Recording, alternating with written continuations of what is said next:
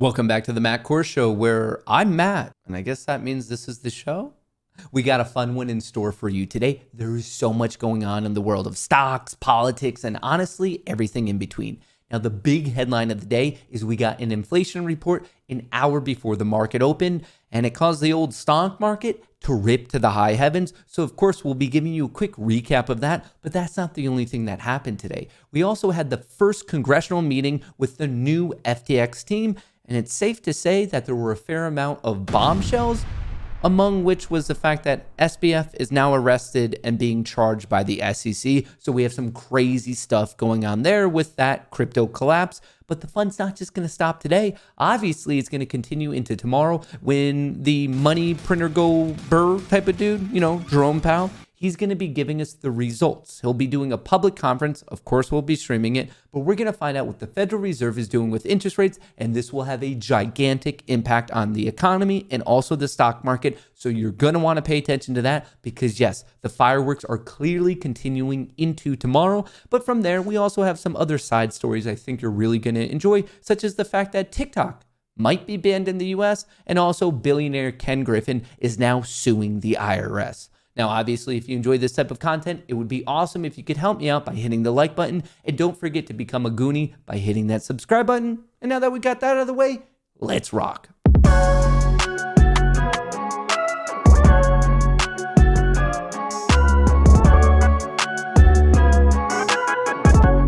Happy Inflation Day to all of you who celebrate. Stocks close higher on cooler inflation report, not second day of gains.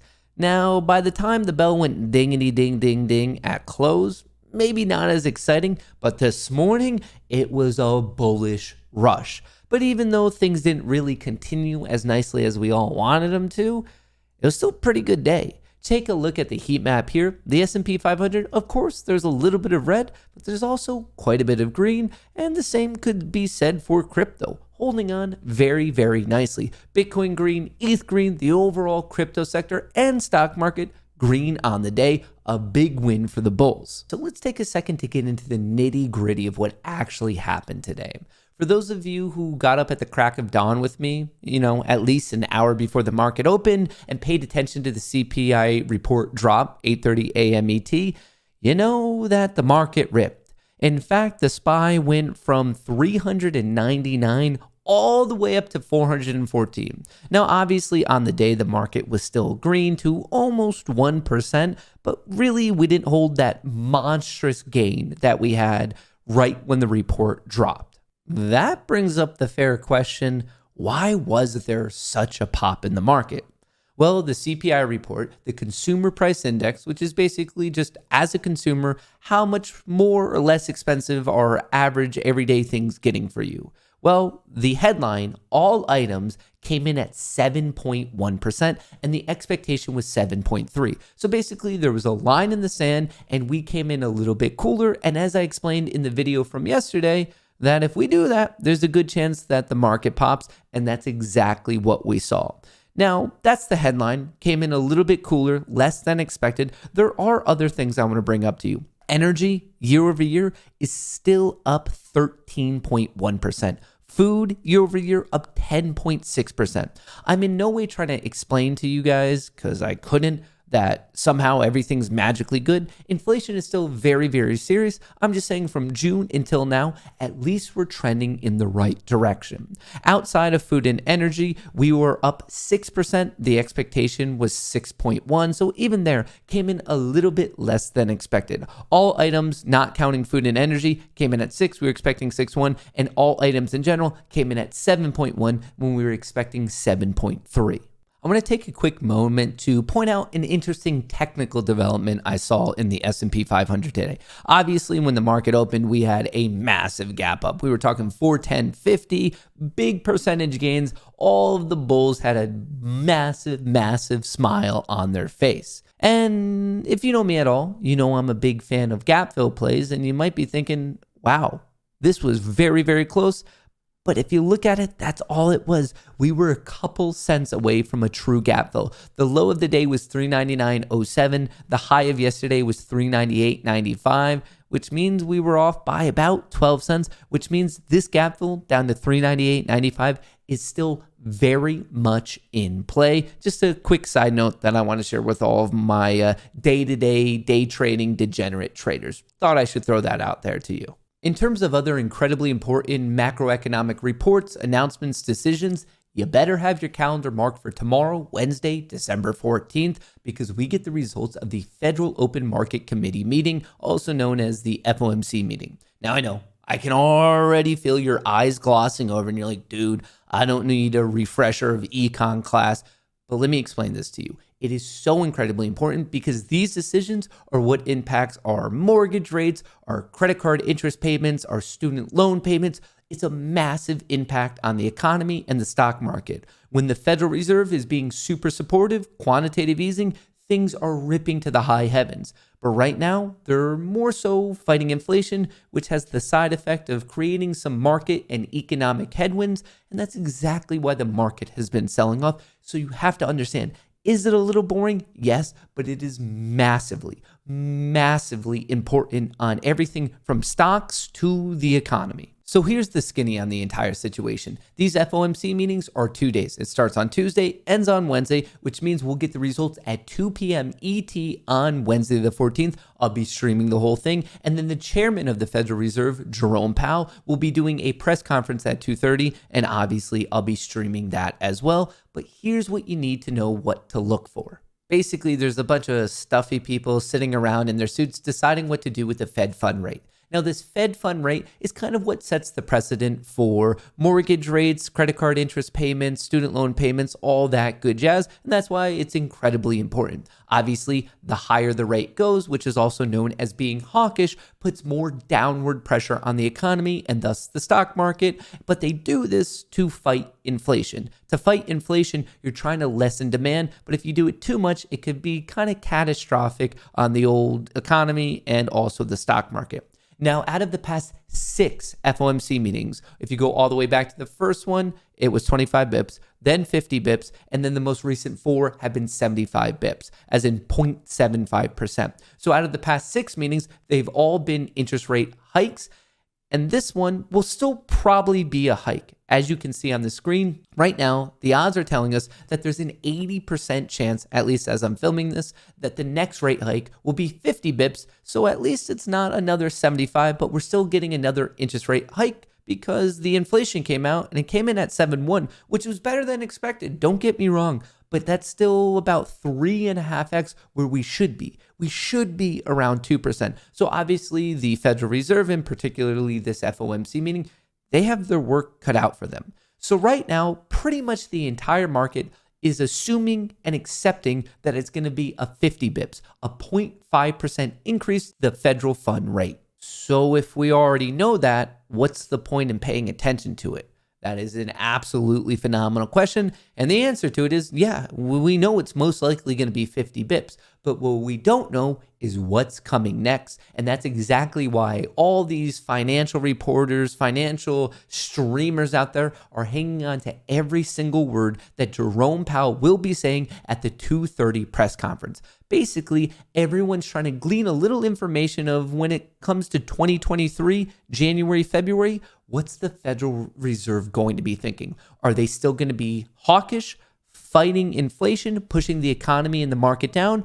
Or are they going to finally say, hey, you know what? We've done enough. Let's see how everything shakes out. And maybe it's time to be a little bit more dovish. This might sound crazy. We're talking about different types of birds and interest rates. But please believe me, this will have a mega impact on both the economy and the stock market. So we got to be paying attention to the entire thing. The main thing that I'll be looking for is basically the vibe of Jerome Powell. Is his vibe hawkish or is it dovish? Is he going to be continuing with very aggressive quantitative tightening? Is he going to be very aggressive with the terminal rate? Is he going to be super aggressive with wherever we get to that terminal rate, which is the top Fed fund rate? Because remember, they all add up. Is he going to keep us there for a long time? Or does he think that maybe we've done enough? Maybe there's time for a little bit of a breather, and he's going to talk about lessening the quantitative tightening. Maybe not necessarily a pivot. I don't think that will come till the end of 2023 at the absolute earliest, but maybe he's going to get us to a comfortable rate and let us coast all year there. That's exactly the type of thing that I'll personally be looking for. Once again, hawkish at this point in time is essentially equivalent to being bearish, and being dovish, a little less restrictive, is essentially equivalent to being bullish. Since we got all of the economic stuff out of the way, let's get into the spicy content. Let's get into the drama. It's been an absolutely insane, bonkers, unreal 24 hours for FTX, but specifically Sam Bankman-Fried. And if you missed it, last night he was arrested, and following that, we just have bombshell after bombshell after bombshell. But before we get to that, let's just rewind a little bit. FTX's Sam Bankman-Fried is arrested in the Bahamas. A statement by the government of the Bahamas said Mr. Bankman-Fried was arrested after prosecutors in the U.S. filed criminal charges. The sealed indictment was either unsealed or leaked to the public earlier today. I'm not really sure what happened, but the charges against Sam Bankman-Fried are very serious. Conspiracy to commit wire fraud, commodities fraud, the list goes on and on. In fact, Sam Bankman-Fried was hit with 8 criminal charges, including fraud and conspiracy for allegedly misappropriating FTX customer funds. Boy, oh boy, the party did not stop there. The SEC hit SBF with a lot of civil actions. I would highly recommend that all of you take the time to read over this case document. I'll make sure it's linked below, but I want to bring your attention to Section 31. From the inception of FTX, Bankman-Fried diverted FTX customer funds to Alameda, and he continued to do so until FTX's collapse in November 2022. At first, this might not seem like much. You might be even wondering, why am I bringing this up to you? And it's because of the start of this section. From the inception of FTX, as in from the moment it was created.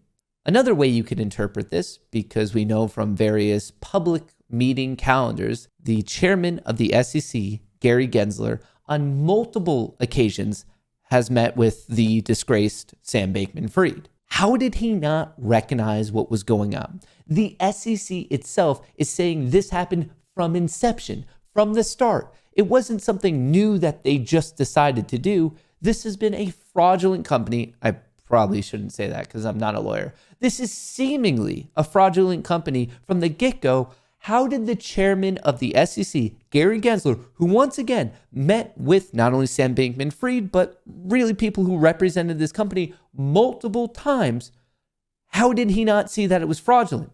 I honestly think this alone means that Gary Gensler has some serious questions to answer. Now, I'm obviously well aware that there's many questions that we all want answered, especially related to this collapse, this absolutely horrific collapse. Fortunately, there's a little bit of progress. Today, there was a congressional meeting between the House Financial Committee and the current CEO of FTX, John J. Ray III, the guy who's basically trying to clean up the mess. And I do believe eventually, given enough time, he'll be able to explain to us really how things went down. But in today's first meeting, he still gave us some interesting insights, to say the least. For example, as many people have been saying for a while, this wasn't that specific to the world of crypto. This was old-fashioned fraud. Listen to Mr. Ray himself. Mr. Ray, you have a unique perspective on the fact that you have worked on the Enron bankruptcy. I'd be interested real quick if you talk a little bit real quick about how it compares. You got cut off in the early time, and I'd like to hear a little bit about that. You know, Enron was a really a different company. The crimes that were committed there were highly orchestrated financial machinations by highly sophisticated people to keep transactions off balance sheets. This is really old-fashioned embezzlement. This is just taking money from customers and using it for your own purpose. Not sophisticated at all. Sophisticated perhaps in the way they were able to sort of hide it from people, frankly, right in front of their eyes. But this isn't sophisticated whatsoever. This is just plain old embezzlement. Old school. Old school. There you go. That's right. This is an example of good old-fashioned embezzlement. But honestly, I wouldn't just stop there. There were some other pretty crazy things that came out, like this. Another bankruptcy filing revealed that Mr. Bankman-Fried personally received a $1 billion loan from Alameda Research. In a meeting with committee staff, Mr. Bankman-Fried was unaware of the terms of the repayment, interest details, and could not confidently state who authorized the loan. He claimed that he reinvested this money into the exchange, but knowingly chose to have the loan issued to him rather than FTX to avoid directly connecting Alameda Research to FTX. Can you elaborate on any significant findings in connection with this loan? The loans that were given to Mr. Bankman-Fried were not just one loan, it was numerous loans, some of which were documented by individual promissory notes. There's no description of what the purpose of the loan was. In one instance, he signed both as the issuer of the loan as well as the recipient of the loan. But we have no information at this time as to what the purpose or the use of those funds were, and that is part of our investigation. How absolutely ludicrous is that? Sam Bankman-Fried was both the signer and the signee on loans. So he's basically like, hey, I wonder if I could get a loan. Oh, I'll make sure I'll give myself a loan. Now, you might think that was the craziest thing that came out of the meeting, but no. There was one more that I think you'll really enjoy. Mr. Ray, you have compared FTX as worse than Enron. Can you please elaborate on some of the specific ways FTX is worse than one of the largest corporate frauds in history? The FTX group is unusual in the sense that, I've done probably a dozen large, scale bankruptcies over my career, including Enron, of course. Every one of those entities had some financial problem or another. They have some characteristics that are in common. This one is unusual, and it's unusual in the sense that literally, there's no record keeping whatsoever. It's in the absence of record keeping. Employees would communicate, invoicing and expenses on Slack, which is, essentially a way of communicating for chat rooms. They use Quickbooks, a multi-billion-dollar company using Quickbooks. QuickBooks? Quickbooks. Nothing against Quickbooks, very nice tool, just not for a multi-billion-dollar company. There's no independent board, right? We had one person really controlling this, no independent board. That's highly unusual in a size company this is. And it's made all more complex because we're not dealing with, widgets or something that's tangible. We're dealing with crypto. And the technological issues are made worse when you're dealing with an asset such as crypto. A multi-billion-dollar company was using QuickBooks? What's going on in this world? The overall FTX situation is nothing less of a horrific disaster that has been dragging other companies down with it. And that's why I want to take a quick second for me to share my opinion on ticker symbol SI, the company known as Silvergate Capital. It's not looking good. In fact, I feel, and I'm stating this with no position whatsoever, I'm not long, I'm not short, I don't have calls, I don't have puts. I think Silvergate is going to get drugged to the depths of hell because of their connection to FTX. As I'm filming this, even though the market had a pretty good day, Silvergate is down 12%, and it's just been falling and falling and falling. As you can see on this screen, it's trading just below $19. Not long ago, it was above 100, and I think this thing is going to capitulate because it just has such dirty ties to companies such as FTX. A lot of people are trying to throw out the opinion that there might be some money laundering involved with this company. And if that's ever proven in a court of law, this company, this ticker symbol will quickly become non-existent. So I just want everyone to be a little bit careful, especially if you have any investment in this. Make sure you're double checking, triple checking your research. Speaking of things that might become non-existent, the next story I have for you might be upsetting. Or at least it'll be upsetting if you were like me, spending hours a day doom scrolling on social media to better handle this thing we call life. What am I talking about? I'm talking about the fact that the US government is now officially trying to ban TikTok. Just today, it was announced US lawmakers unveil bipartisan bid to ban China's TikTok. Now, before we get into it, I have to kind of point out the humor involved of this is what brings the two sides of the aisle together, banning TikTok. Republican Senator Marco Rubio on Tuesday announced bipartisan legislation to ban China's popular social media app, TikTok. For those of you wondering, hey, what gives, government? I just like wasting some time. Why are you so worried about TikTok and what I do with my time on TikTok? Well, it all boils down to national security. The US fears the app could be used to spy on Americans and censor content. The legislation would block all transactions from any social media company in or under the influence of China and Russia. Now, I'm fully aware this might feel like it's a little bit of fear-mongering and potentially coming out of left field, but in reality, this has been a little bit of a hot topic in government for quite a while now. The bill comes as scrutiny of TikTok has grown in Washington in recent weeks. At a hearing last month, FBI Director Chris Wray said TikTok's US operations raise national security concerns, flagging the risk that the Chinese government could harness it to influence users or control their devices. In reality, when you leave it to politicians to do their politicking, it typically takes quite a while. But some individual states have already decided to move forward with some form of a ban. Alabama and Utah on Monday joined other U.S. states prohibiting TikTok on state government devices and computer networks due to national security concerns. The governor of Alabama explained their reasoning by saying, disturbingly, TikTok harvests vast amounts of data, much of which has no legitimate connection to the app's supposed purpose of video sharing.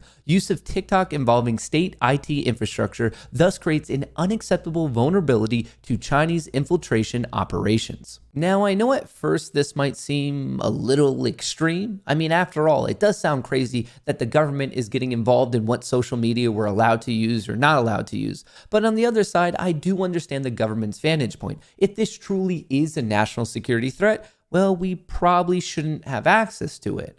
Obviously, I would love to get your thoughts on this, especially if you're a TikTok creator, but I do want to leave you with one thought. Whether this goes through or it doesn't go through, I think it really opens up the door for other competitors such as YouTube Shorts or maybe even Vine if Elon Musk and Twitter chooses to re-release it to the public. In all honesty, if we get Vine again, what a blast from the past that will be. Now, to wrap everything up today, I wanted to share a little bit of a old brother kind of a story. But this particular story, you're going to also have to have the world's smallest violin. So the billionaire founder of Citadel and Citadel Securities, Ken Griffin, is suing the IRS. You might be wondering, what did the IRS do to ruffle the feathers of Mr. Griffin? Well, he's suing them over a leak exposing taxes paid by 25 of the richest Americans. More specifically, for alleged negligence in maintaining safeguards for confidential tax returns, citing a trove of IRS data in a series of articles detailing the incomes and taxes paid by some of the world's richest people. Now I know, like I said, the world's smallest violin. I'm well aware that not many of us have a soft spot in our heart for the world's rich, the world's elite. We probably don't really care too much of their daily problems, but I think it's also fair to say that about the IRS. I don't care about Griffin or the IRS. But just to fully cover the story, here's a little bit more detail. Griffin alleged that the IRS has willfully and intentionally failed to establish adequate safeguards to protect confidential tax return information.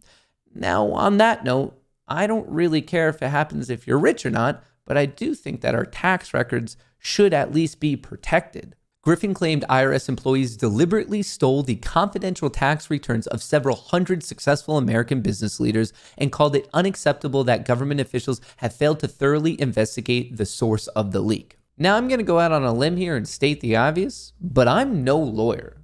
With that being said, if an IRS employee truly did steal information and release that to the public, that seems super illegal. Griffin, who is asking for trial by jury, averaged an annual income of nearly $1.7 billion. That's billion with a B, from 2013 to 2018. And if you ask me, I think that's exactly where things will go against him. He's looking for a trial by jury, and he's going to really look these people in the face and be like, hey, I make almost $2 billion a year. You should feel bad for me.